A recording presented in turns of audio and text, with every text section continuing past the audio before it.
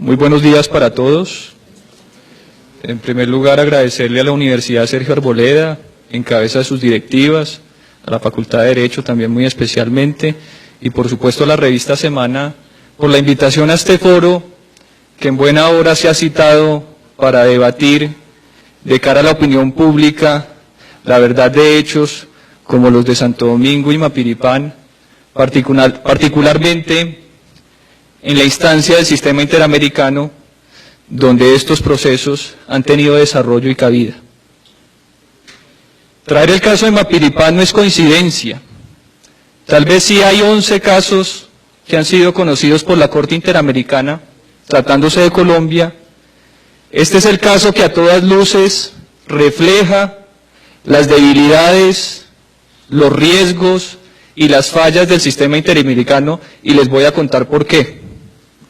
Hasta hace 6 meses, yo creo que éramos muy pocos los que nos atrevíamos a cuestionar el fallo de la Corte Interamericana del 2005, en el que se halló responsable a la nación y se exigieron una serie de medidas como indemnizar las víctimas. Pero resulta que en octubre, y traigo la fotografía de la señora Mariela Contreras, le pido, doctor Luis Guillermo Pérez Casas, que le preste atención a mi presentación, que quiero que usted nos dé algunas explicaciones al respecto, si así lo tiene a bien. Pero aquí tenemos a la señora Mariela Contreras. Hasta hace menos de 6 meses era una damnificada de Mapiripán. Había perdido a su esposo y a sus 2 hijos en la masacre.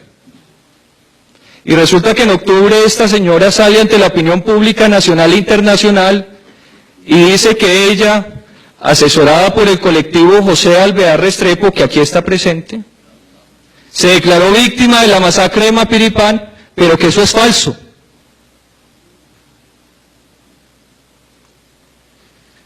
Cuando empezaron las diligencias de Justicia y Paz, hacia principios del año 2011, contrastando las declaraciones con los paramilitares y la lista de víctimas de la Corte Interamericana, los fiscales de Justicia y Paz encontraron enormes incongruencias. Entonces hicieron una jornada de víctimas, una en Villavicencio, otra en Mapiripán, y ahí fue donde dieron con la señora Mariela Contreras. Es decir, que lo que la Unidad de Derechos Humanos no hizo en 13 o 14 años de investigación, la Unidad de Justicia y Paz de la Fiscalía lo hizo en 6 meses. Y por eso, gracias a eso, es que hoy tenemos este testimonio y muchos otros que seguramente se van a conocer para el bien del país. Miren esta diapositiva, la metamorfosis de una falsa víctima. Aquí está el señor Hugo Fernando Martínez Contreras, hijo de Mariela, uno de los menores de edad desaparecidos según el colectivo de abogados en la masacre de Mapiripán. Ahí ven la foto, fuente, colectivo de abogados, en este libro, Folios de Mapiripán. Aquí está la verdad del colectivo, que es una farsa. Y se les está cayendo a pedacitos, pero se les está cayendo. Perdón. Este libro, que por cierto fue publicado con recursos de la Universidad Nacional, ¿es justo que los recursos de la universidad pública, que son sagrados, se utilicen para documentar estos montajes y estas farsas? Claro que no. Pero bueno, así lo presentó el colectivo de abogados en Costa Rica. Este era un menor de edad, 16 años tenía cuando lo mataron en la masacre de Mapiripán. En ese lapso de tiempo, entre el 15 y el 20 de julio, para los que no se ubican, de 1997, cuando los paramilitares que viajaron desde el Urabá antioqueño incursionaron en Mapiripán y asesinaron a un número indeterminado de personas. Eso no se discute. Lo que sí se discute es que una ONG se haya aprovechado del dolor de estas personas que sí son víctimas, porque vamos a ver que a Mariela Contreras, el esposo, sí se lo asesinaron, pero no los paramilitares, sino la guerrilla, 8 meses antes de las FARC. ¿Qué tiene para decir sobre eso, doctor Luis Guillermo Pérez Casas? Entonces aquí tenemos a Hugo Fernando, de 16 años, asesinado en la masacre de Mapiripán. ¿Pero dónde estaba Hugo Fernando todos estos años? Pues resulta que era miembro activo del Frente 39 de las FARC. Desde el año 95, cuando fue reclutado, 2 años antes de la masacre, hasta el año 2008, que se desmovilizó en Villavicencio. Pero según el colectivo de abogados, esta era una víctima. Y el Estado tenía que declararse culpable por la muerte de este señor e indemnizarlo con recursos millonarios, porque así lo exigen las víctimas con justa razón. Pero las verdaderas víctimas. Aquí ya tenemos la fotografía más reciente, de noviembre de este año, del mismo Hugo Fernando, que se presenta vivo, ya con los años que se le ven sobre el rostro, desmovilizado, y dice que está vivo y que, asesorado por el colectivo de abogados, se presentaron como víctimas ante el sistema interamericano, pero que ellos no son víctimas de la masacre de Mapiripán y que jamás debieron recibir los 3.000 millones de pesos que esta familia recibió como indemnización. Veamos lo que yo he denominado el carrusel de las víctimas. ¿Qué nos tienen acostumbrados al carrusel de las pensiones, al carrusel de la contratación? Pues también hay carrusel de víctimas. Como decían, hasta las masacres en Colombia se las roban. Y ya sabemos quién.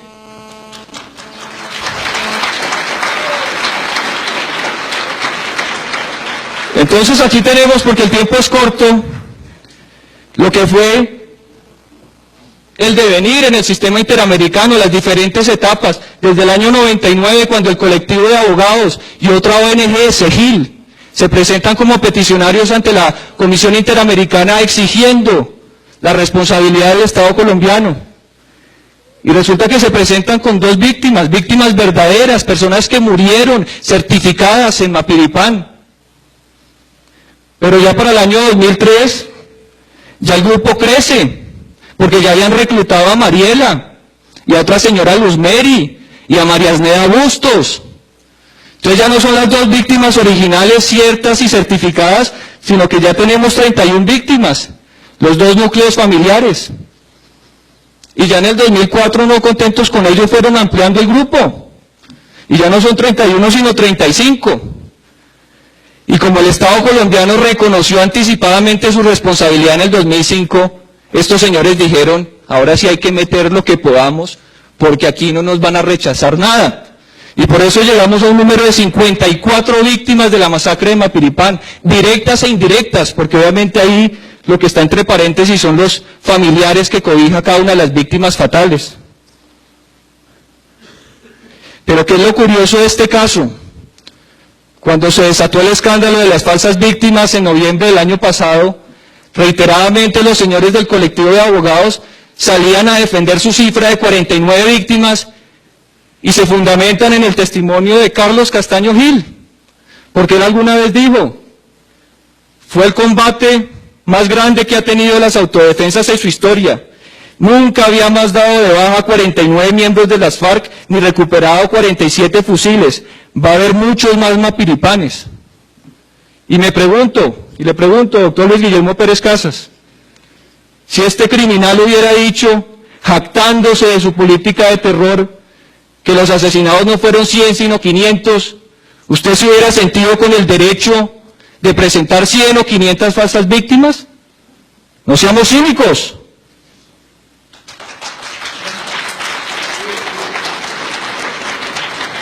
Pero es que el caso de Mariela Contreras, lamentablemente no es la excepción, sino es la regla en el fallo de la Corte Interamericana. Por lo menos 12 falsas víctimas de las 20 víctimas directas son falsas, o por lo menos así lo han dicho los medios de comunicación, porque lamentablemente los únicos que tienen conocimiento del expediente son el colectivo de abogados, el Estado colombiano y el sistema interamericano. Yo estuve en Costa Rica el 23 de noviembre y me sacaron a patadas de la audiencia de la comisión y de la corte, que porque no estaba acreditado. ¿Y es que acaso ser el hijo del general Uzcategui, que está condenado a 40 años por la masacre de Mapiripán, no me acredita para escuchar la verdad? Entonces miremos las víctimas. Gustavo Caicedo, ya dijimos, lo asesinó las FARC 8 meses antes de la masacre de Mapiripán. Diego Armando, el otro hijo de Mariela, dicen que está con la guerrilla. Lo cierto es que sacó su cédula en 2000, es decir, que no está muerto ni desaparecido. Hugo Fernando había sido reclutado por las FARC Y lo pongo en rojo porque es lamentable que la guerrilla salga a relucir en todos estos casos. Otro de los asesinados por las FARC, Eliezer Martínez Vaca. Ese no lo representaban ustedes, doctor Luis Guillermo Pérez Casas. Le abono eso. Pero a los demás sí. Omar Patiño Vaca, reclutado por las FARC en el 2002. Manuel Arévalo, falleció de muerte natural en el 99. Raúl Morales se registró como desplazado en el 2011 y fue llamado a interrogatorio por este tema de las falsas víctimas. Entonces, como les digo, es lamentable que veamos que estas personas ni siquiera murieron en Mapiripán, que su gran mayoría fueron afectados y víctimas de la guerrilla. Entonces, ¿qué es lo que está pasando acá? ¿Qué pasa con el colectivo de abogados? ¿A quién le están haciendo el mandado? ¿Por qué le están lavando los muertos a la guerrilla? Si estas personas merecen verdad, justicia y reparación. Pero verdad no es que se diga que el responsable de sus muertes fue el general Uzcategui.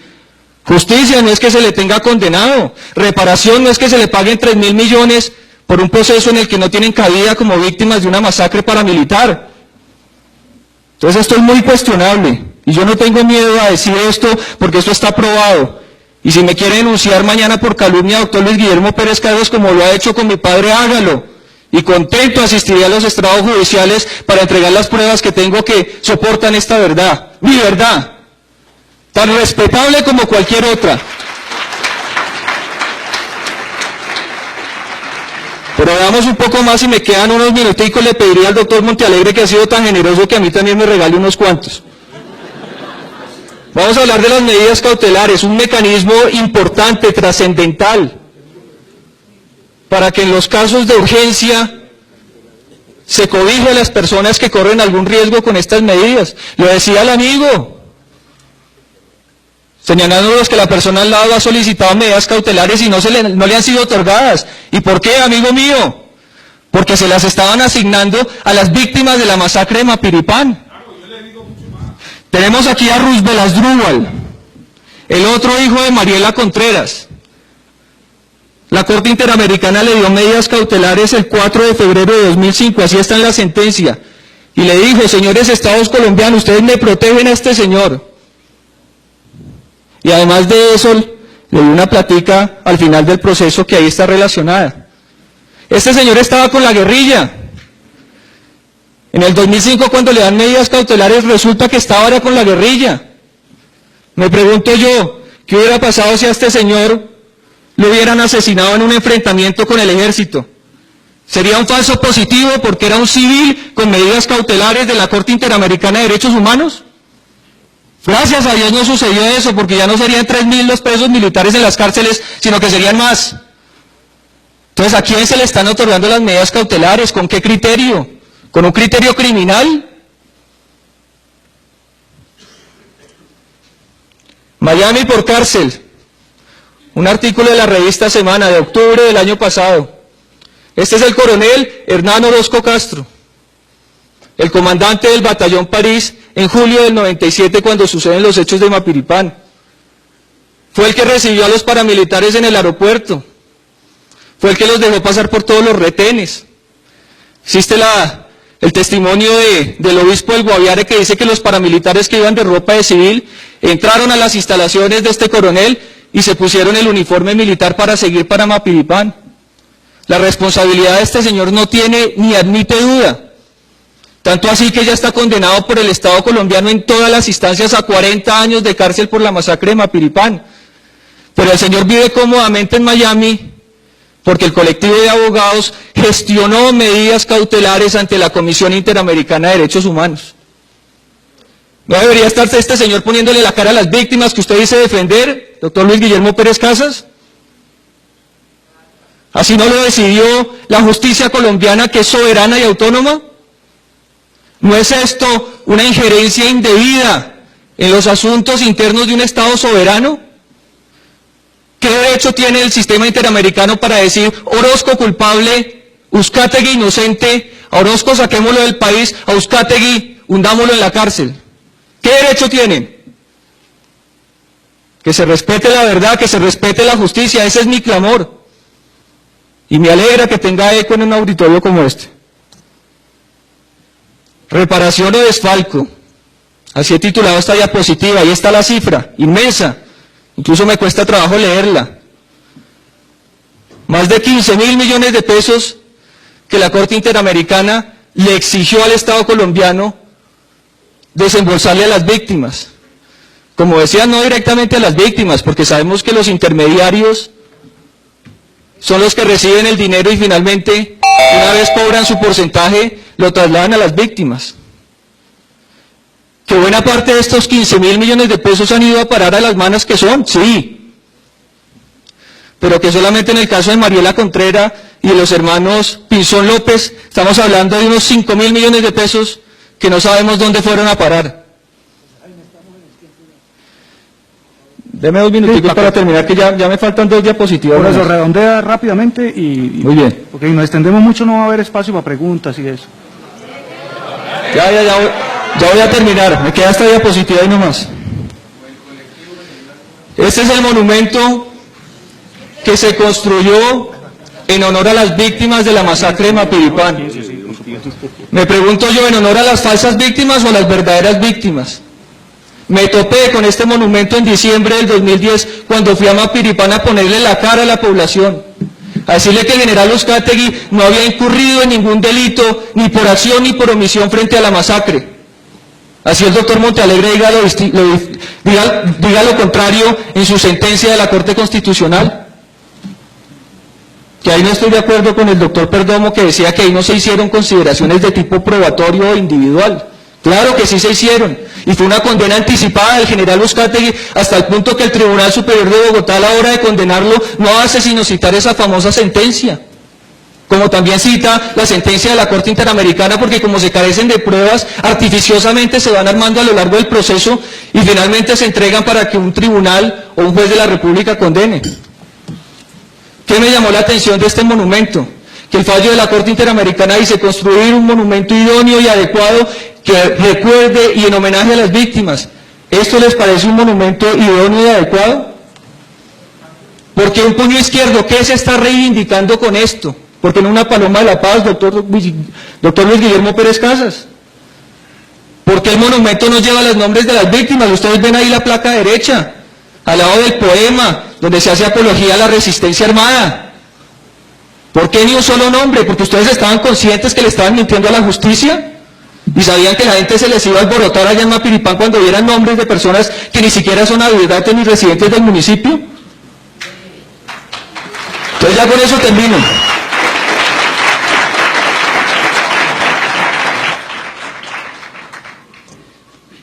Esta es la página donde tengo toda la información del caso. Los invito a consultarlo porque ya se me ha acabado el tiempo.